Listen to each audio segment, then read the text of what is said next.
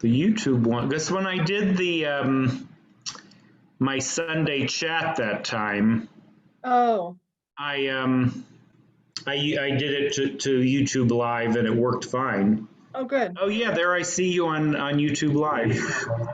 I didn't know we had film from the Jewish festival, speaking of which. Oh wait. No, no, it's on YouTube. It's on. It, I have to turn the volume down on YouTube.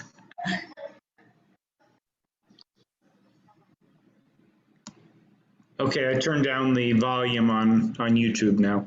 Okay. And then now I'll have two different options. So we're on YouTube, I think, and let me get my, and now I'm going to do record on Zoom at the same time, and then I'll decide which is the better one to use. Oh yeah, it says live on YouTube. Right? Do you see that? Yeah. So I'm about to press record, and then once it starts recording, I have a feeling I'm just going to use the Zoom one and post it on. So are you gonna ask a question? Yeah, I'll ask you that question that Okay. So were you, and then we'll just kind of get into a conversation, and then Feel free to butt in frequently. Okay, and then we'll lead to your experience as you were you became a nun, right? I did. Okay, so yeah, I think that will be the interesting part, the whole path leading up to that, and then what led from that to not that. to not that to this. Okay, I'm going to press record now. Hold on, give me a second. 10, 9. Okay, it's now recording. So yeah, so we're welcome to Life Paths and Spiritual Journeys. This is the first and maybe the only episode. If nobody else volunteers, I'm talking to Lenore Harriman. Right? Is that how you pronounce it? Right? And we're going to talk about Lenore's spiritual journey. So Lenore, so yeah, we could just talk more naturally, maybe. Do you see I'm in the clouds with my bird? I see that. That's awesome. So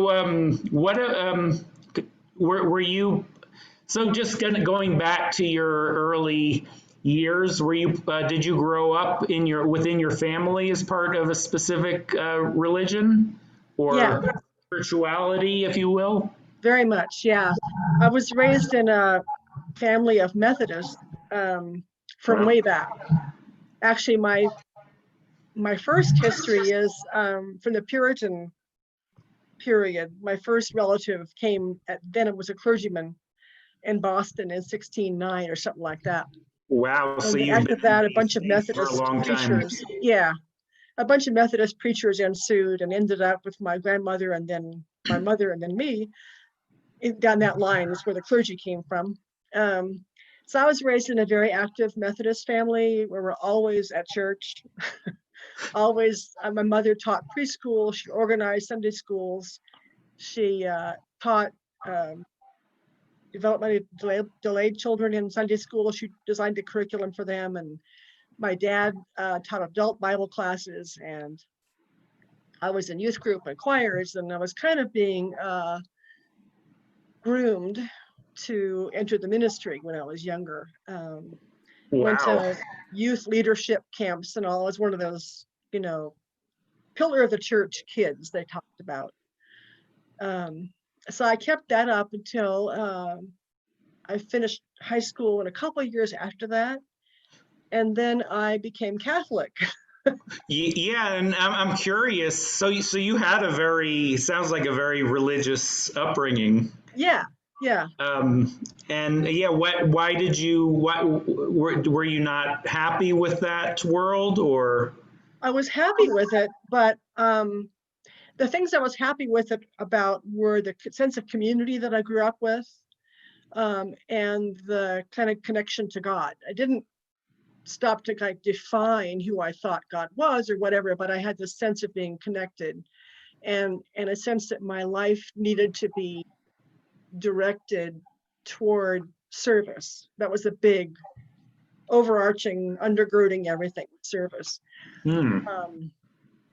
Which influenced my vocational choices in college and after that. But the Catholic Church, and I became very aware of the Catholic Church because I grew up with Catholic kids. We played together all the time. We used to play school, and I taught catechism in the school that we played and that kind of stuff. So I naturally learned as I was playing with these kids, and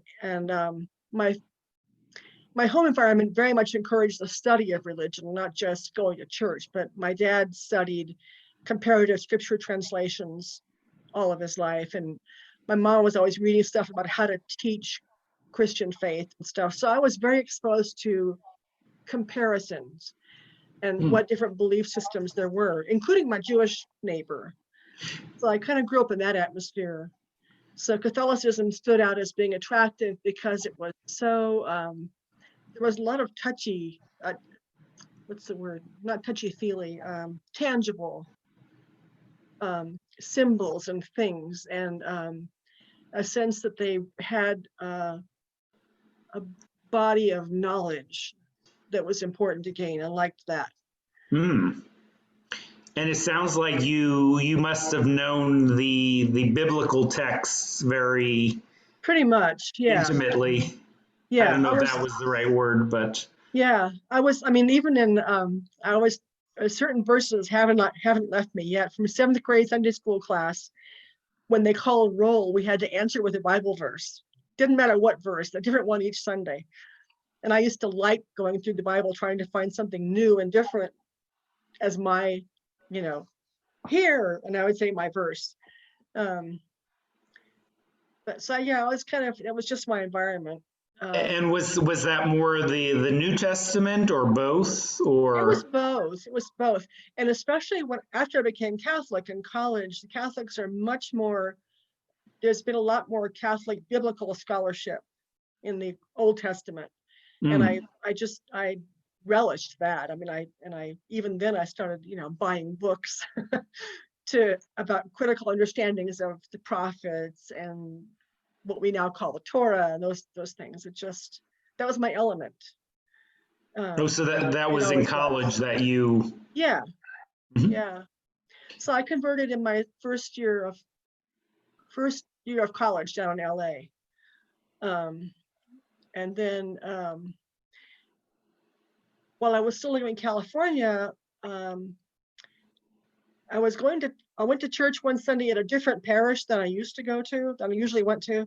And there was an advertisement in the Sunday bulletin about what was called a weekend experience, capital W, capital E, with Sisters of Mercy, who were about 30 miles away, near San Francisco. And it said, come see what religious life is like. Religious life meaning capital R, capital L, meaning what sisters and nuns do and brothers. And for the first time, I had never thought about that before. It wasn't a lifestyle I ever even saw around me, but my neighbors knew. They had sisters who taught them, so I knew about them, but I didn't have any association myself. But when I saw that advertisement, it was like, I gotta go see what this is all about. It was just that curiosity. So, and that was a brief experience, or that initially, weekend. It was a weekend. It was very powerfully affecting me because building on my earlier sense of, devotion to God, connection with God, service, it just kind of all fell together.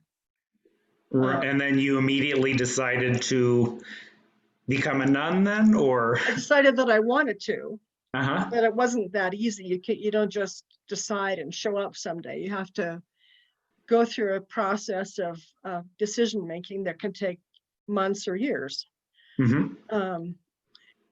It included also some psychological tests and some interviews, and it was a long process. And I also was required to finish college first. Oh, they required you to finish college before? They did for me because I hadn't been Catholic that long. Other people that I entered with entered the community with were what they call cradle Catholics. So they didn't all finish college. A couple of them did, but it was an individual decision. And can I ask what you were studying in college then? Yeah, by that time, well, I was undeclared for the first 2 years. I had 16 different majors, I think, but I ended up in music therapy at Michigan State. Yeah, so I went back there to get my degree. And while I was there, I was really active in the Catholic student parish, which had like 8,000 Catholic students. It was a huge campus, 40,000 plus students, and about 8,000 Catholics. So I was very involved with the Catholic student group.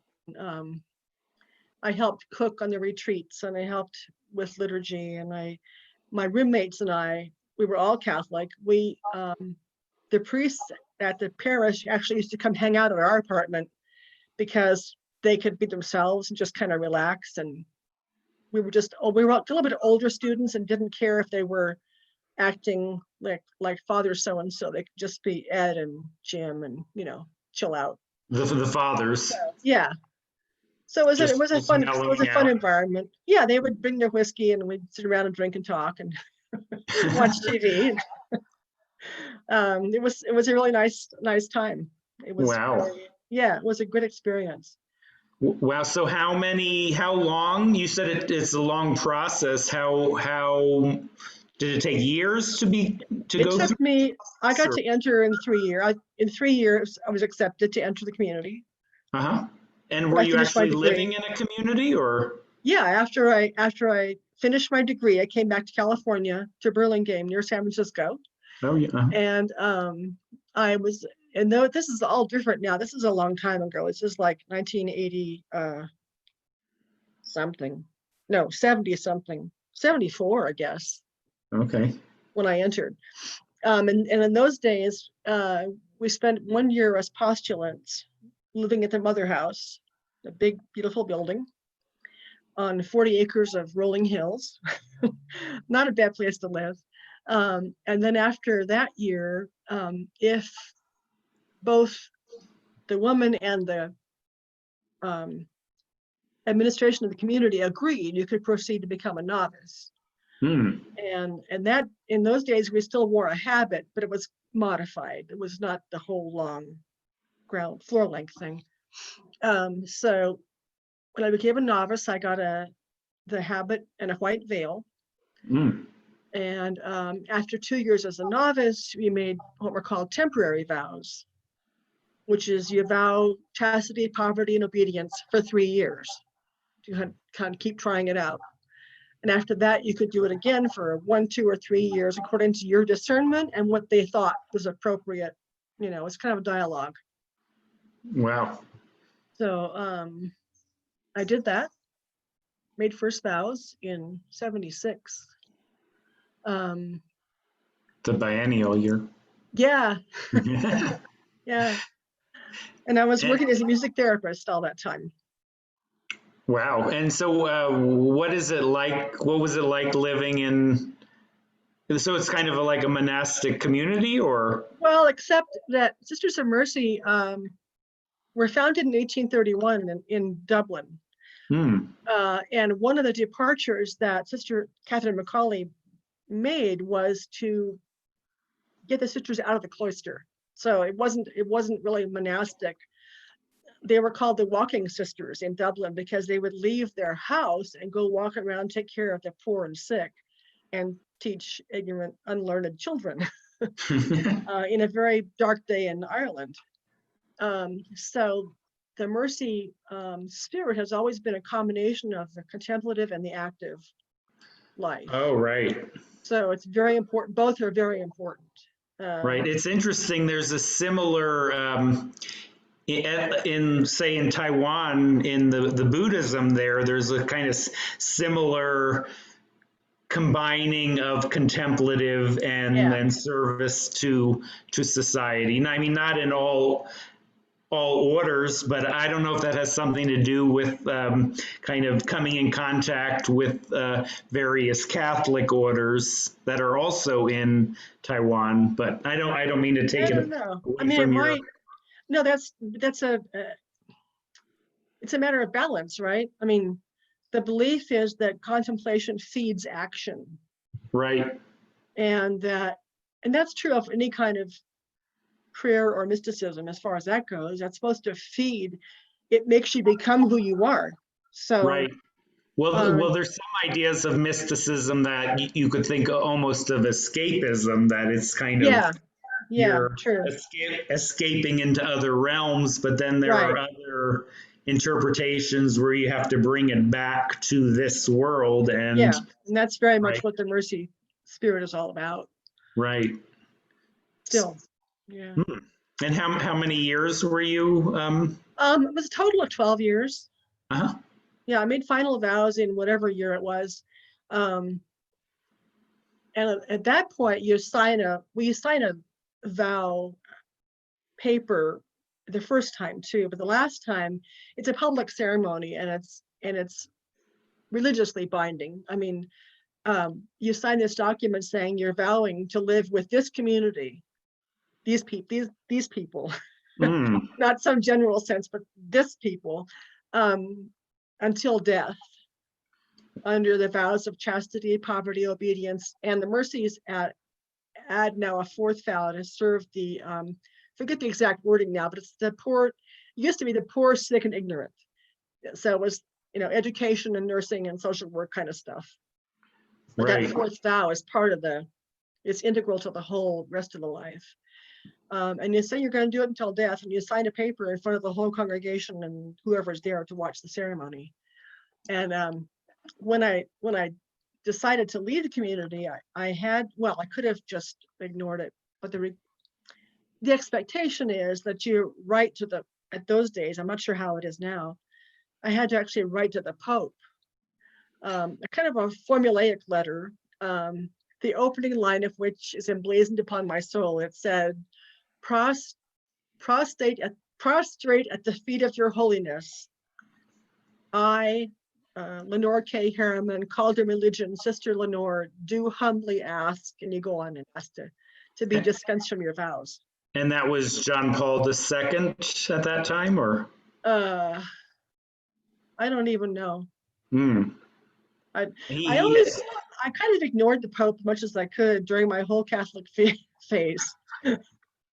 Although the current Pope is an interesting person. He's a different kind of guy.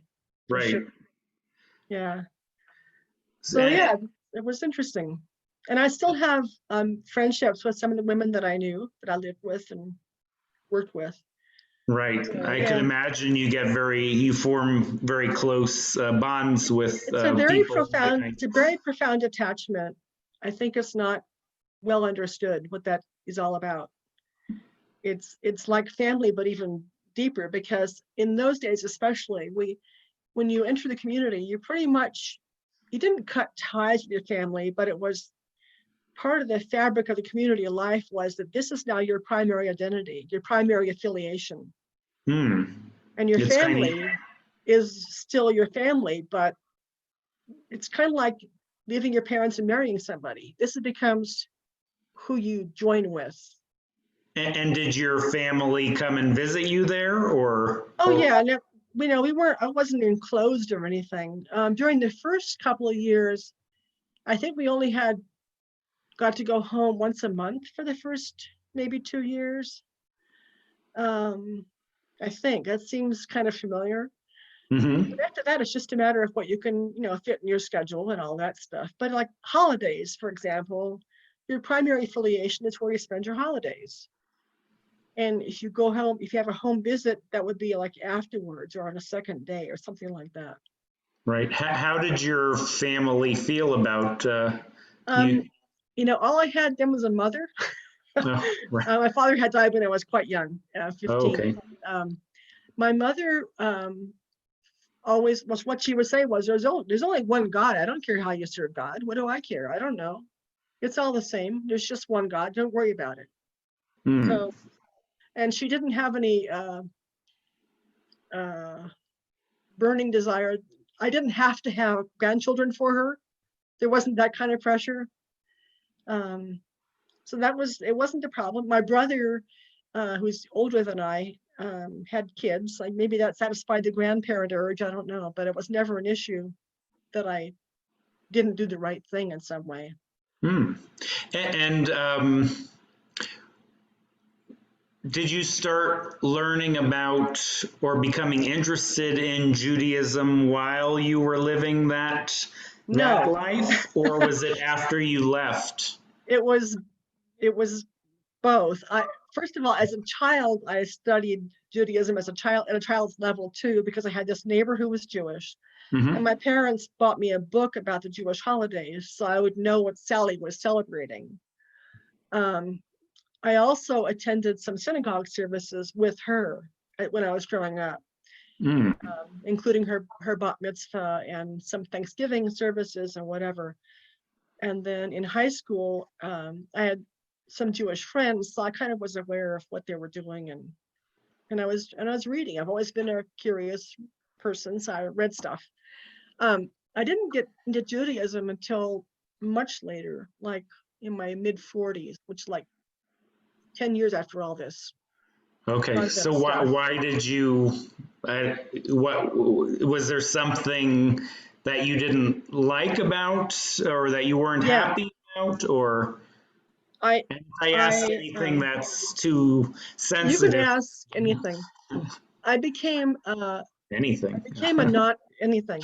I became a non-Christian in my heart and mind at some point, and I don't really know why. It just kind of fell away. It felt like shackles falling off, or an onion being peeled, or something. Even though you were raised at such an early age, even though, because God was the big thing to me, not Jesus. Even despite what I just been talking about, my religious life experience, God was a big thing, not Jesus. Jesus to me was a picture of God, kind of reflection of who God might be. And I remember I was sitting in my bedroom one day reading a book called When God Was a Woman. You might have seen that. It's a study of the feminine in religion. And I never even finished the book, but I was reading it, and it suddenly, like a lightning bolt, occurred to me that I did not any longer have to try to make Christianity make sense, which I had been kind of trying to figure out ways to live, because I didn't know you could be Jewish if you weren't born that way. I had no awareness of that, but I was still kind of tethered to God in some way. And this book said to me, you don't have to worry about that anymore. There's God without Christianity. Trust me, it's there. And so that kind of freed me to start looking around. So what I did was not every day, often on my lunch hour at work, I would go to Barnes and Noble and buy a book about becoming Jewish, or something about being Jewish, because I didn't know you could convert. So I just started buying books and reading them, and reading. At the same time, I had 3 work friends, office mates, fellow therapists at the mental health center, who were Jewish. And I started reminding them of the holidays that were coming up. 2 of them weren't very observant, and the third was, but was only part-time. So there was a vacuum, a void I felt that I could fill. Hanukkah was starting. I started showing up with Hanukkah candles on their desks. We had a big room with like 12 desks in it. And I would bring in, a card for Sukkot or whatever, because I was reading all this stuff. And the holidays made sense to me in a way that Christianity hadn't.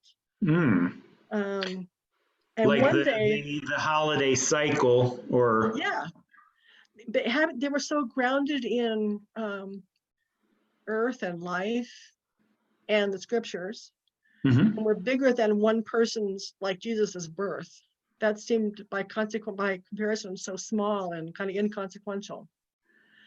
And then one of these colleagues of mine came in the door one day. I can still see her walking through the door with a clipping in her hand, and she said, our rabbi is doing a series of 3 classes called Introduction, A Taste of Judaism. A Taste of Judaism. Yeah. No food involved. Nope. That was just what it's called. And she said, you might want to go. It's free. It's only down the street here. It was close by where we worked. And so I knew exactly when I saw this, that's what I was going to do. It sounds similar to how you encountered the sisters. Well, yeah.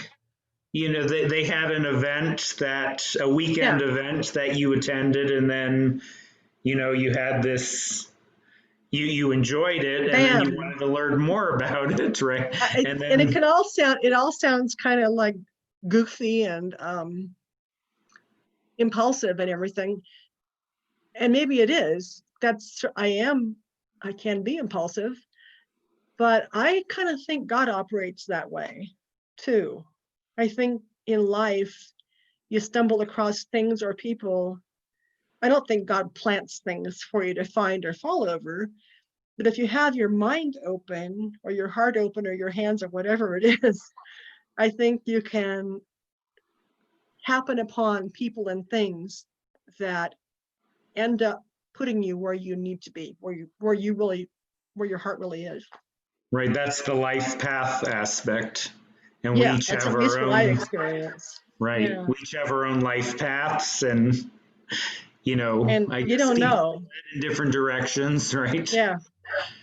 So after you getting that taste of Judaism, then you immediately went and found a rabbi to work with, or? I did. I found that rabbi that taught that class was actually available to be a sponsoring rabbi, and I took the 18-week, it was then called UAHC, the URJ's 18-week intro class. So Reform.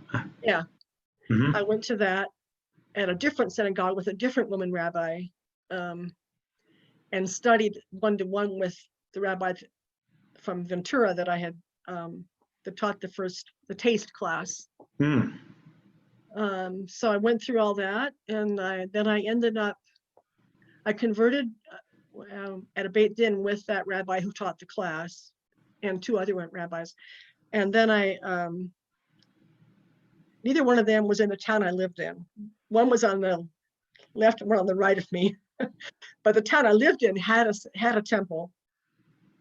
They were in transition right then. There was no rabbi at that very same time that I was looking for a place, but they got one. And I went to that temple and joined there. And stayed there for several years, till I moved on. Right, and I guess that didn't involve being part of living a monastic life. You were. No. Right. No, I'd actually already been married and divorced by that time. I had a child. So that's a whole different chapter, but right. Yeah. That could be a part 2. Yeah, that's a 2B. If you're really interested in sharing that part. Yeah, that was the interim between Catholic and Jewish. Right. I was going to ask that, if you had ever explored non-Western, but it's kind of weird we think of both Judaism and Christianity as Western, but and yet, they're coming out of the Middle East, right? Right. And they also, both Judaism and Christianity spread eastward and westward. Yeah. But it's interesting how they are considered Western religions, and then there are everything else is like Eastern non-Western. Yeah. Right. The answer is that I didn't ever explore those, except I studied a little bit in college, but I have a friend who's Sister of Mercy, ex-Sister of Mercy also, when she has she's done a lot of Buddhist study and training at the Zen Center in San Francisco. Right. Heavily involved. And obviously there's a big monastic tradition there as well, right? Great. Anything else you want to share about your Jewish journey? I don't know. It's when I went to the mikveh for conversion, first of all, there was a group of 5 of us who went down together to the University of Judaism, was then called.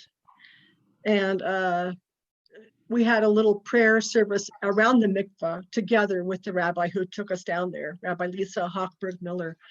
And then we each had our own special private moment with the mikveh immersion itself. And we also, then we rejoined for the Beit Din, which was, I guess, unusual, but that's how we did it. For me, the mikveh was transformative completely.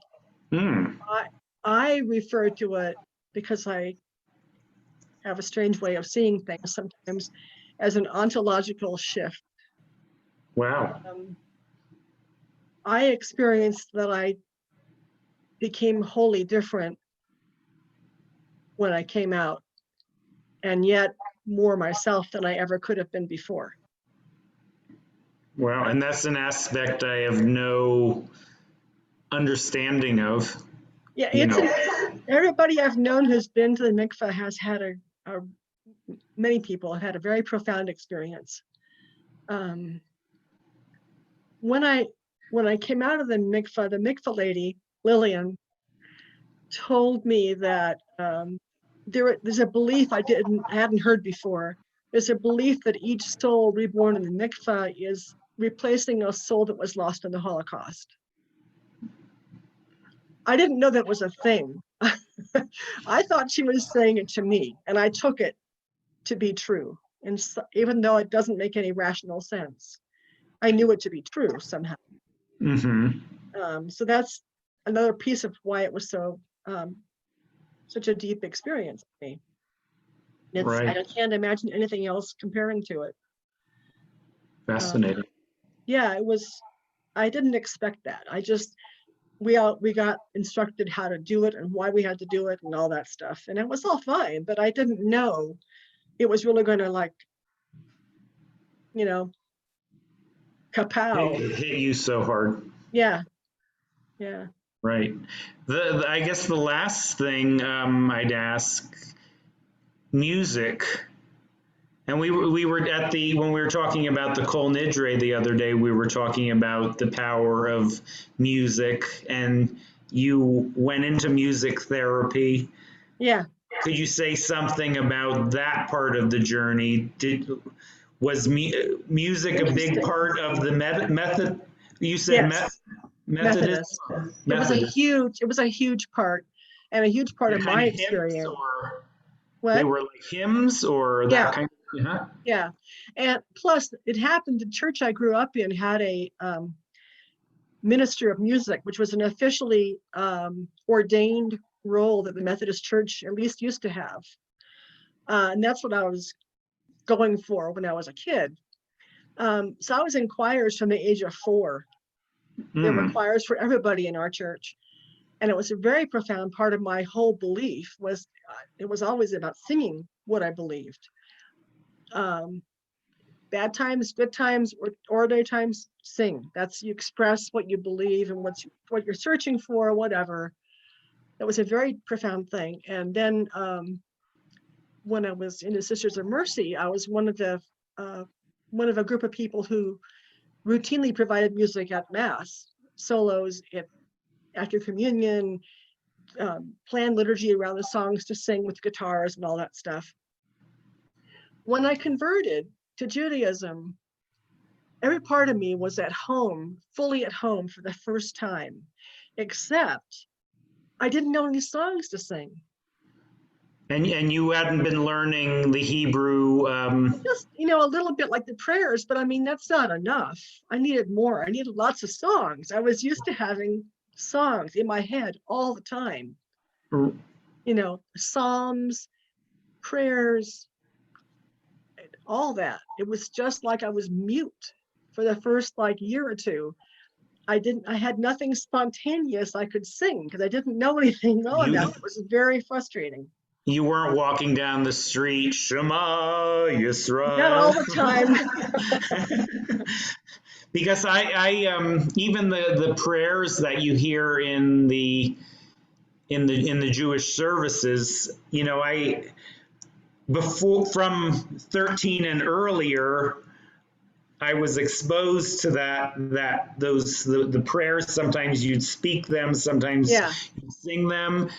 And then for years I wasn't part of that world really, but like the Shema always stayed in my head. I was in China and people asked me to sing a song that And there represents, was. and I'd sing Shema Yisrael, Yep. and that never left me. That's And so funny you say that, because when I went to my girlfriend's synagogue with her, which is right across the street from our church, actually, we sang the Shema to that, and I never forgot that either. And let's see, I was 12 then. When I worked with these Jewish colleagues, one sat behind me.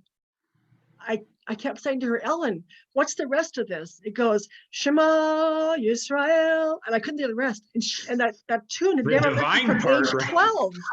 I learned it at age 12. That and the smell of the challah. This is weirder than that. I could remember so well going to the social hall after that service when I was 12 years old, having heard the Shema and it stuck in my head, and then smelling the challah.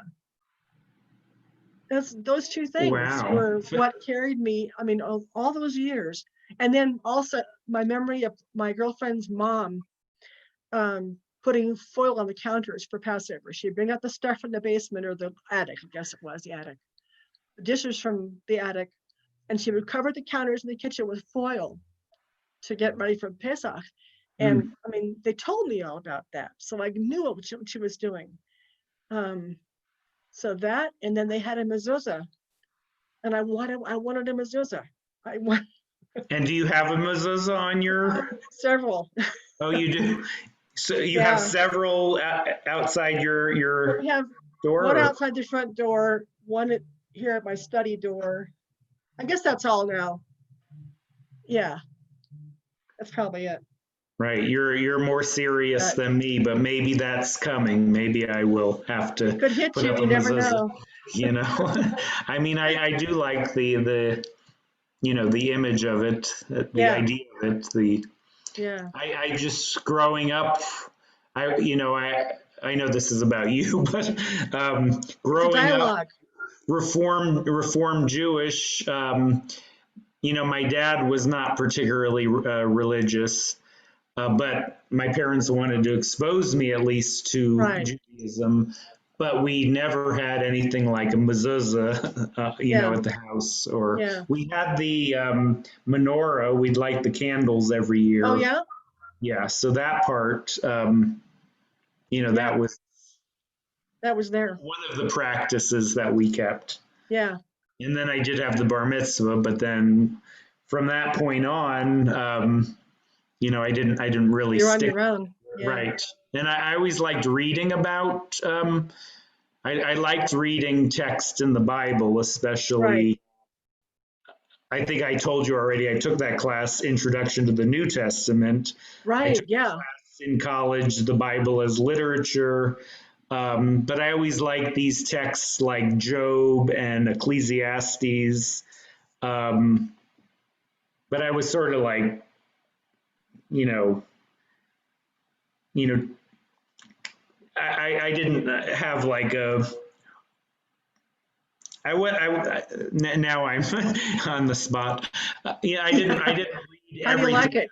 Even to this day, I haven't read everything there. So it's kind of nice that we're doing the Torah study every weekend. So you can kind of, at least those first books get, and every year we'll come back to those same texts. Yeah, that's what's so great. You come back to it all the time.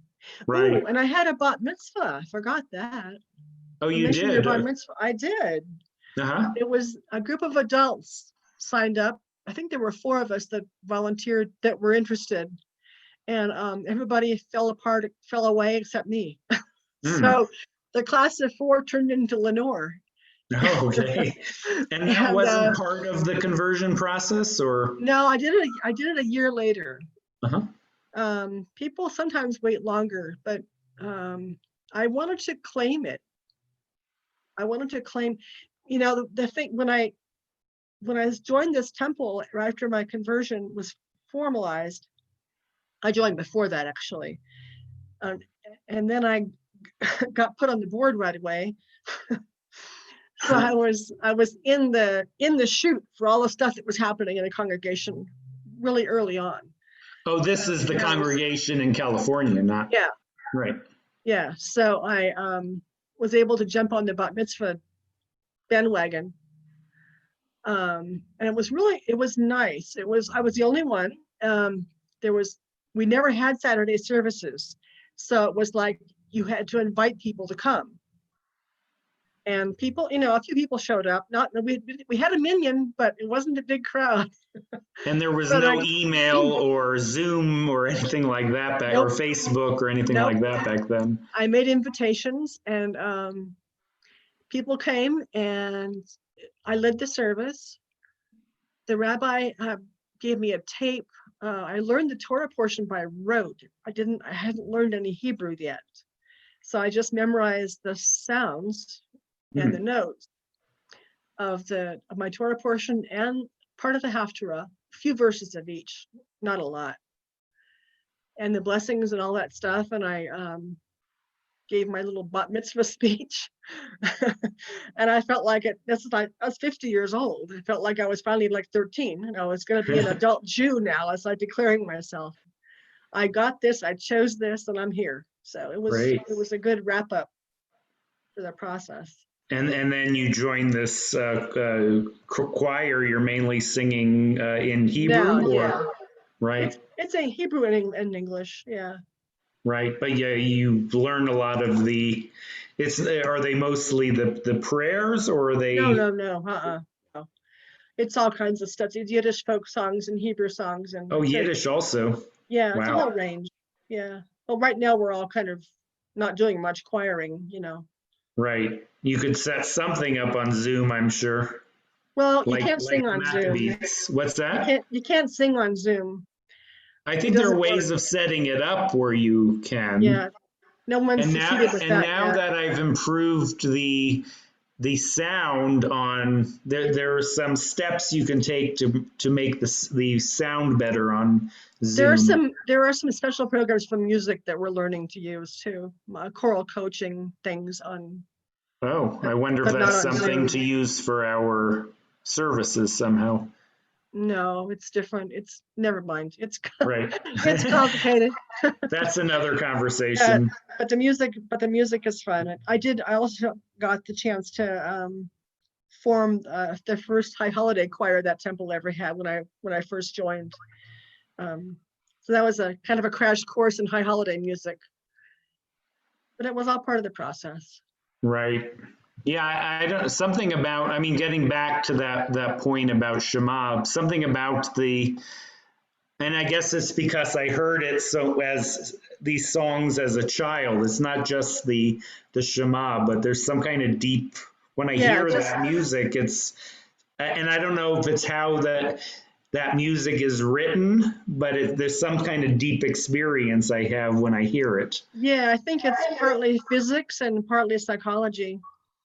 Right, and it's so rooted in this experience of our ancestors, living in different parts of the world, right? And having kind of bringing it all. I mean, not always easy experiences, right? It's and how they kind of stayed together as a community, right?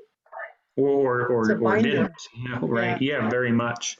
So I might stop the recording now, unless did you have some kind of final? No. No. And thank you everybody for joining us for Life Path and Spiritual Journeys. I thought that was a very good conversation.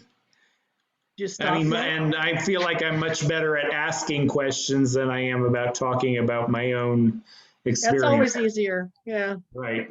So anyway, Oh, it's on YouTube also, so I have to stop that too.